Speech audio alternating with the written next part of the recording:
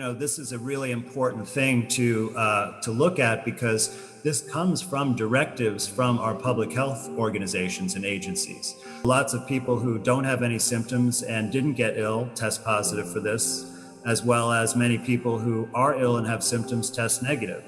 So since we don't really know what we're testing, in my opinion, we can't trust the results of this test at all. If someone dies and you suspect it may be COVID-19 related, that not even to bother doing a test post-mortem, just label them on the death certificate as COVID-19. The media never says someone died of COVID-19. They died after testing positive to COVID-19. And doctor, now it's become a meme where even the public seems to be catching on, where somebody, some wife shot her husband in her home because they were locked down because of COVID-19, so he died of COVID-19. I mean, it's almost not funny that it's become a joke because the public seems to know that now everything is being overclassified as COVID-19 related. If they sent them for autopsy, they would probably find that they died of a regular cause. And this would affect the numbers in a bad way in terms of if you're trying to create the appearance that a lot of people are dying from COVID-19. So what I've done since you can't trust this data about the cause of death because of these instructions, and they've essentially gone away from their usual protocols where you want to have some certainty about the cause of death.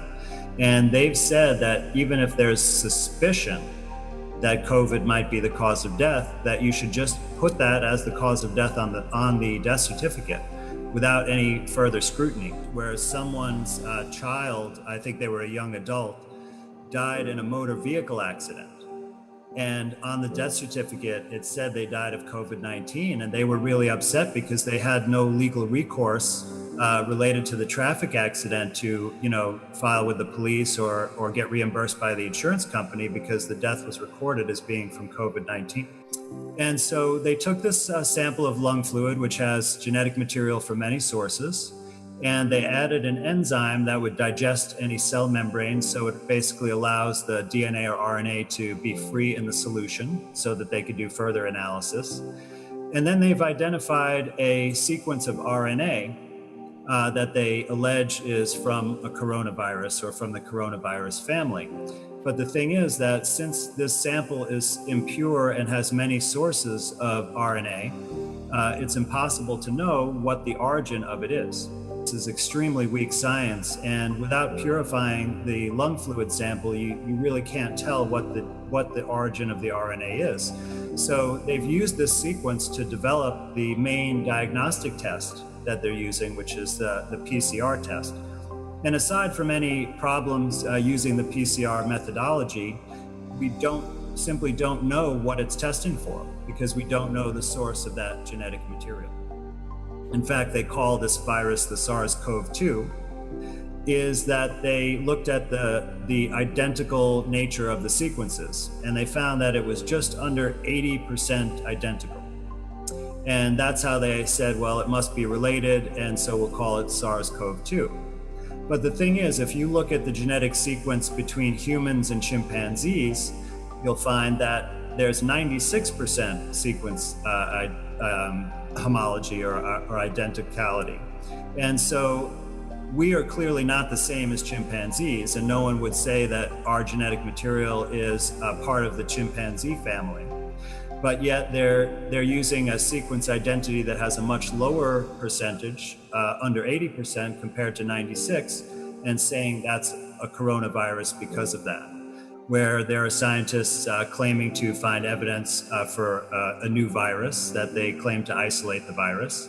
And I've basically scrutinized their procedures, and I've compared that to the history of how viruses and other diseases are proven to cause disease and how they're identified. So I've become familiar with the procedures and how they work. And what I've found is that the scientific procedures that have been utilized in all of these scientific studies are actually, it wouldn't be possible using those techniques to isolate a virus and purify it and prove that it exists. But in looking at what I do know about the CDC, one thing is that it is mostly funded actually by private industry. So there's something called the CDC Foundation, and you see that all of the major companies that represent the healthcare industry, such as pharmaceutical companies, health insurance companies, medical device companies, etc., are the financiers of the CDC. And they certainly have a lot of profit to gain based on having a serious pandemic and needing to sell vaccines or testing kits and things like that. I think the hospitals are in a different position financially right now. But it seems that all of the policies that they've initiated would have to be for the immediate purpose of inflating the perception of the health consequences of this COVID-19 situation.